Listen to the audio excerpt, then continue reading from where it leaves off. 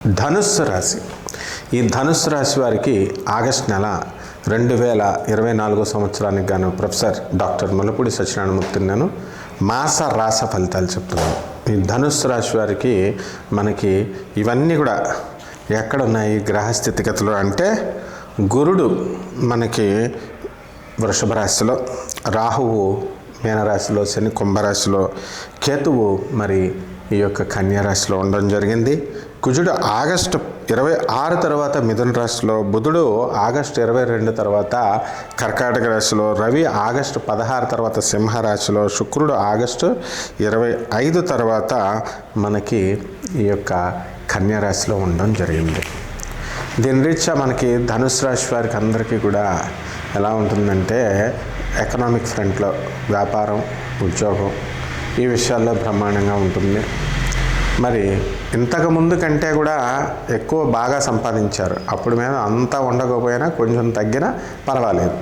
కాబట్టి ఈ నెలలో మీకు వ్యాపారాలు ఏవైతే స్తబ్దంగా ఉండిపోయినాయో అటువంటి వ్యాపారాలు కదలడానికి అవకాశాలు ఉంటాయి. డిఏలు అరియర్స్లు ఇవన్నీ కూడా మీకు టైంకి వచ్చేస్తాయి. యాజమాన్యాలు మిమ్మల్ని గుర్తిస్తాయి. ఆ తర్వాత మీకు చక్కగా జీతభత్యాలన్నీ పెంచడము ఇవన్నీ కూడా చక్కగా జరుగుతాయి. కాబట్టి వృత్తి విషయంలో మీరు భయపడాల్సిన పని లేదు. అయితే ఖర్చులు ఉంటాయి మీకు.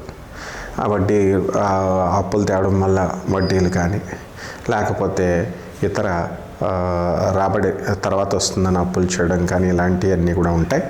ఇవన్నీ కూడా మనం రుణం తీర్చేసుకోవడం ద్వారా మనకి ఎంత బరువు తగ్గిపోతుంది అనేటటువంటి ధోరణిలో మీరు అప్పులు తీర్చేయడం అనేటటువంటి జరుగుతుంది. కొత్త అప్పులు రావాలన్నా కూడా యోగం కావాలా. మీకు ఈ నెల చాలా అనుకూలంగా ఉంది కొత్త అప్పులు రావడానికి. ఆ తర్వాత ఈ యొక్క అర్ధాష్టమ రాహువు నడుస్తున్నాడు. దానివల్ల విపరీతమైనటువంటి టెన్షన్స్ మీకు రావడానికి అవకాశాలు ఉంటాయి. అలాగే కేతు రాజ్యస్థితిగతులు అవడం వల్ల ఉద్యోగాల్లో సడన్ చేంజెస్ అనేటటువంటివి వస్తాయి. ఇప్పుడు ఒక చోట ఉద్యోగం చేస్తున్నటువంటి మీరు మరి వేరే చోటకి మీరు వెళ్ళిపోవడం ఇలా జరుగుతాయి.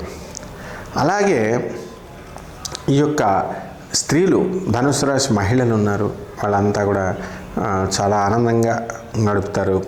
మొత్తం ఫ్యామిలీ మెంబర్స్తో, ఆడపడుచులతో, అత్తగారులతో అందరితో కూడా మీరు స్నేహపూర్వకంగా ఉండడము ఇలా ముందుకు వెళ్తారు.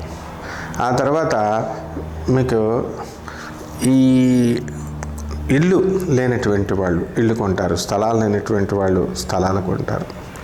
ఈ విధంగా మనకి అనుకున్నదంతా కూడా మీరు ముందుకు వెళ్ళడం, కొత్త వ్యాపారాలు మీరు ప్రారంభిస్తారు. ఆ వ్యాపారాలు కూడా లాభదాయకంగా ఉంటాయి. ఎలక్ట్రానిక్స్ సంబంధించినటువంటి వ్యాపారాలు మీరు ప్రారంభించకూడదు.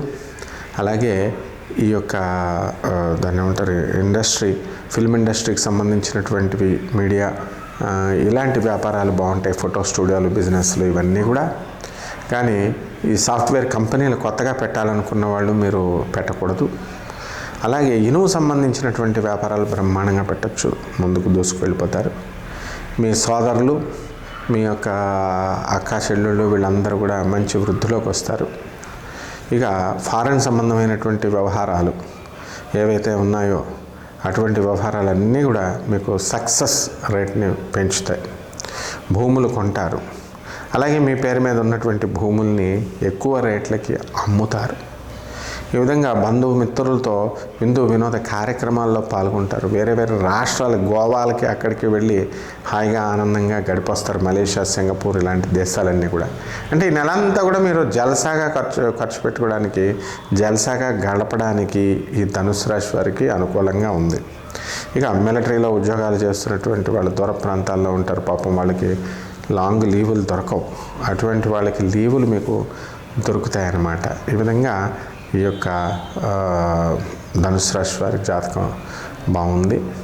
ఇంకా మీరు చక్కగా కొత్త ప్రణాళికలు వేసుకుంటూ మీరు కొత్త బిజినెస్లు మీరు స్టార్ట్ చేయాలనేటటువంటి ఆలోచనలతో మీరు వెళ్తారు. వ్యాపార భాగస్వాములు, జీవిత భాగస్వాములను పెంచుకుంటూ వెళ్తారు. అయితే అక్కడ సరైనటువంటి పార్ట్నర్స్ మీకు దొరుకుతారు.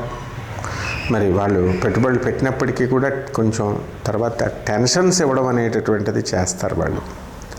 ఈ రకంగా వస్త్రాలకు సంబంధించిన వ్యాపారము, ఫుడ్డు, తర్వాత రెసిడెన్స్ హాస్టల్స్, ఇలాంటి పబ్బులు, ఇలాంటి బిజినెస్లు మీకు మంచి లాభాలను ఇస్తారు. ఈ నెలలో మీరు మధ్యవర్తిత్వం చేసి ఎంతోమంది గొడవలు కొట్టుకుంటున్నటువంటి వాళ్ళు భార్యాభర్తల్ని మీరు కలపడం అనేటటువంటిది చేస్తారు. ఈ విధంగా ఈ నెల చాలా అద్భుతంగా ఉంది. మీకు రెమెడీస్ దగ్గరికి వచ్చేసరికి రాహు జపం చేయండి, రాహు స్తోత్రాలు చదవండి.